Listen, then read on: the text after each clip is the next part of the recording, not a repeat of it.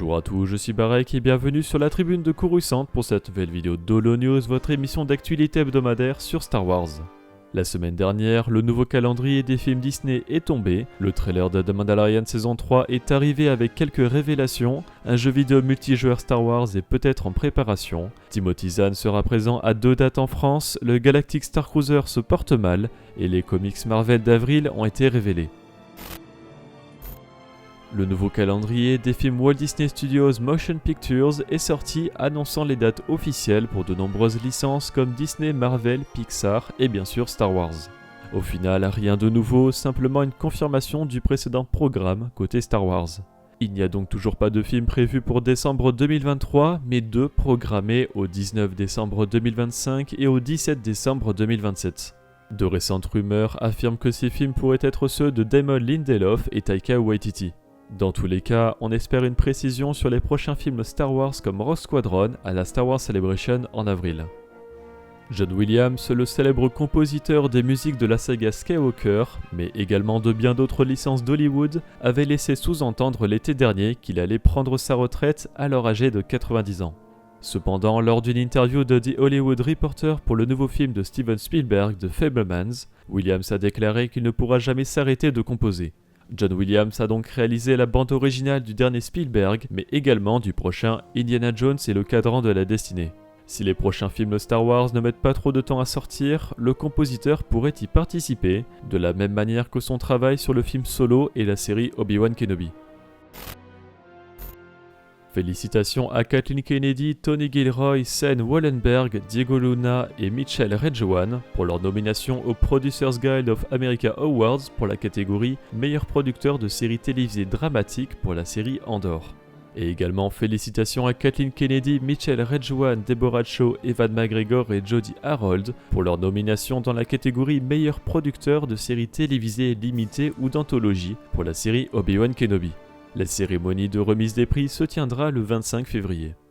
Comme prévu, le trailer de la saison 3 de The Mandalorian est sorti et disponible sur YouTube en VF, VOSTFR et VO. Tribune en a fait une analyse que vous retrouverez sur notre chaîne principale. À l'occasion de la sortie de ce trailer, voici la première affiche de cette nouvelle saison de The Mandalorian. Enfin, The Hollywood Reporter révèle la liste complète des réalisateurs et des producteurs de cette saison 3. En showrunner, on retrouve évidemment Jon Favreau des précédentes saisons et du livre de Boba Fett. En producteur exécutif, Dave Filoni qu'on ne présente plus, Rick Famuyiwa de The Mandalorian, Kathleen Kennedy, la présidente de Lucasfilm et Colin Wilson de The Mandalorian. Les coproducteurs exécutifs sont Karen Gilchrist de The Mandalorian et Kerry Beck de Rebels, Force du Destin, The Bad Batch, Resistance, The Clone Wars et The Mandalorian. Pour terminer, les réalisateurs sont Rick Famuyiwa de The Mandalorian, Rachel Morrison, la directrice de la photographie de Black Panther, Lee Isaac Chung de Minari, Carl Weathers de The Mandalorian, Peter Ramsey de Spider-Man New Generation et Bryce Dallas Howard de The Mandalorian. 6 réalisateurs sont annoncés pour 8 épisodes, 2 d'entre eux ont alors réalisé 2 épisodes chacun. Pour rappel, le premier épisode de The Mandalorian saison 3 sortira le 1er mars sur Disney+.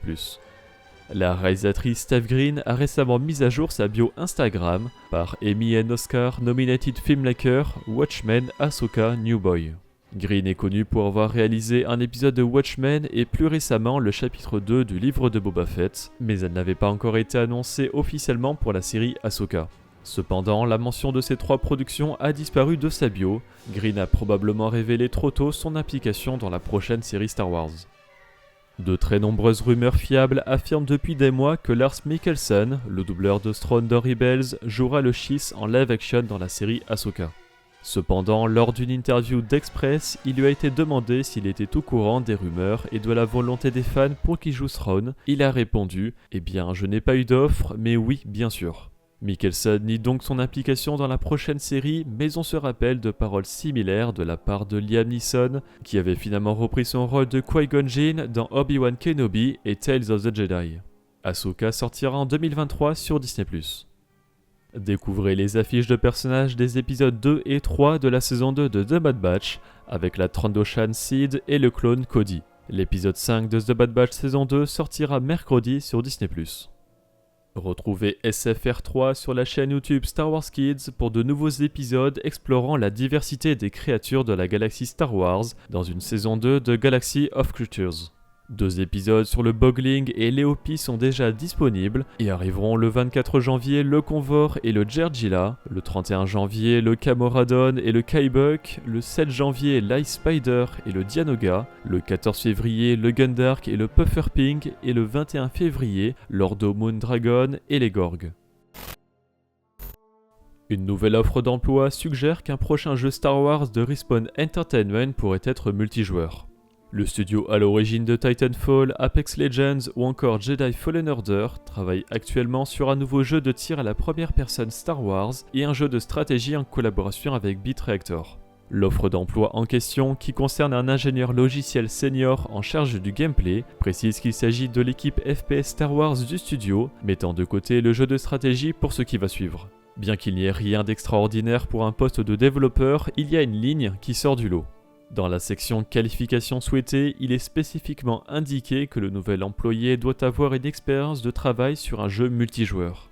Si cela ne confirme pas nécessairement l'existence du multijoueur dans le jeu, cela permet de penser qu'il sera présent d'une manière ou d'une autre. Nous n'avons aucune information sur le sujet du jeu ni sa date de sortie. Une nouvelle vague de jeux vidéo rejoint le catalogue de PlayStation. Côté jeux rétro pour le PlayStation Plus Premium uniquement, retrouvez Siphon Filter 3, Hot Shots Golf 2, mais surtout Star Wars Demolition. Demolition est un jeu de combat motorisé sorti sur PS1 et Dreamcast en 2000 et présente des lieux et des véhicules de la galaxie Star Wars dans un sport mortel organisé par Jabba the Hutt pour remplacer les courses de pod racer interdites. La convention Migen Collector révèle son affiche pour l'édition 2023. On y retrouve les invités Geoff Erdman et Corinne Nemec côté acteurs, le premier de Harry Potter et Andor et le second de Stargate SG-1. Migen Collector 2023 se déroulera les 11 et 12 février à Migen. Timothy Zahn, créateur du personnage de Thrawn et auteur de nombreux romans canons et légendes réputés, sera présent au Paris Fan Festival les 15 et 16 avril. L'auteur fera ainsi 2 dates de dédicace en France avec Génération Star Wars et Science Fiction les 29 et 30 avril. Le week-end avant le Paris Fan Festival aura lieu la Star Wars Celebration à Londres, il est donc très probable de retrouver Zahn ici également. D'après WDW Magic, plusieurs voyages du Galactic Star Cruiser de l'été 2023 ont été annulés. Les clients qui avaient réservé un séjour à ces dates maintenant annulées se voient proposer des dates alternatives avec une réduction de 50%. Les personnes dont les vacances ont été annulées par Disney affirment que les agents ont qualifié la saison d'été à venir de période de remise à neuf. Le Galactic Star Cruiser est un hôtel qui a pour objectif de simuler une croisière de luxe dans l'univers Star Wars, à bord du Halcyon, un immense croiseur, le tout lors d'un voyage de 2 nuits. Il est non seulement rare que Disney accorde une réduction sur le Galactic Star Cruiser et annule plusieurs voyages, mais il est encore plus surprenant que ces dates tombent pendant l'été, qui est généralement l'une des principales saisons de voyage de Walt Disney World. Il y a plusieurs mois a été rapporté que l'hôtel réalise des chiffres bien en dessous des prévisions. Disney prévoit peut-être une refonte de l'expérience. Les dates d'arrivée des voyages d'été qui ont été annulés sont les suivantes: 4, 12 et 17 juillet, 1er, 7, 15 et 27 août et 4 et 12 septembre. StarWars.com nous a révélé les numéros de Marvel Comics à sortir en avril 2023. On y retrouve donc Star Wars numéro 33, Darth Vader numéro 33, Dr. Aphra numéro 31, Bounty Hunters numéro 33, Hidden Empire numéro 5, The High Republic numéro 8, Yoda numéro 6, Sanastaros numéro 3, Darth Vader Black, White and Red numéro 1 et Return of the Jedi Ewoks numéro 1, un tout nouveau one-shot annoncé qui sort pour les 40 ans du retour du Jedi, aux côtés de Return of the Jedi Jabba's Palace numéro 1. Au Japon, En pleine ténèbres vient de sortir avec 2 nouvelles couvertures inédites.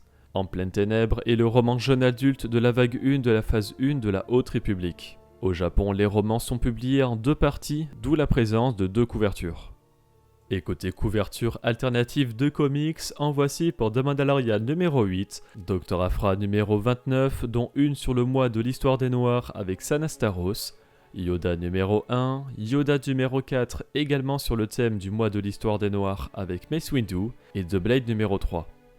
Et une couverture principale a été révélée pour la mini-série de la Haute République The Nameless Terror numéro 3. Pour les extraits, vous retrouverez des pages de Han Solo et Chewbacca numéro 9, Bounty Hunters numéro 30, The Blade numéro 2, Dr. Aphra numéro 28 et Yoda numéro 3. La semaine dernière est sorti sur Disney+, l'épisode 4 de la saison 2 de The Bad Batch, dont Tribune et Max Rebo ont fait une review sur la chaîne principale, et vous pouvez retrouver sur la chaîne secondaire la critique que nous avons réalisée sur Twitch jeudi dernier.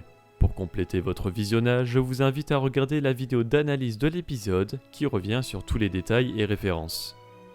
Côté littérature, sont sortis en français Crimson Reign Épilogue en couverture souple et cartonnée, première partie de l'entre-deux entre les mini-séries Crimson Reign et Hidden Empire, mais aussi les 100% Star Wars Dr. Aphra tome 4 et Bounty Hunters tome 4 intitulé Crimson Reign, qui regroupent les numéros de leur série individuelle du crossover éponyme.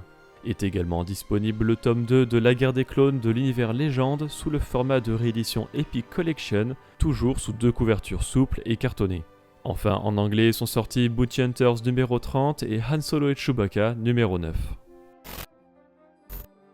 La semaine dernière, nous vous demandions si vous trouvez qu'il y a trop de comics sur Dark Vador suite à l'annonce de la 4ème série sur le personnage. 55% ne sont pas d'accord, 18% n'en veulent pas plus, tandis que 9% trouvent que c'est déjà trop. Et 19% ne lisent simplement pas de comics. Cette semaine, nous vous demandons si vous avez aimé le trailer de The Mandalorian saison 3. Vous pouvez répondre dans l'onglet communauté de la chaîne principale. Merci d'avoir regardé cette vidéo, j'espère qu'elle vous a plu. Si c'est le cas, n'hésitez pas à laisser un like, à la partager, à vous abonner en activant les notifications si vous ne voulez pas rater les vidéos de la Tribune de Coruscant. Pour être au courant de l'actualité Star Wars au quotidien, suivez-nous sur Facebook, Instagram et Twitter. Et tous les dimanches, nous débriefons de l'actualité sur Twitch lors de notre émission Là-bas dans les étoiles. A bientôt et que la force soit avec vous.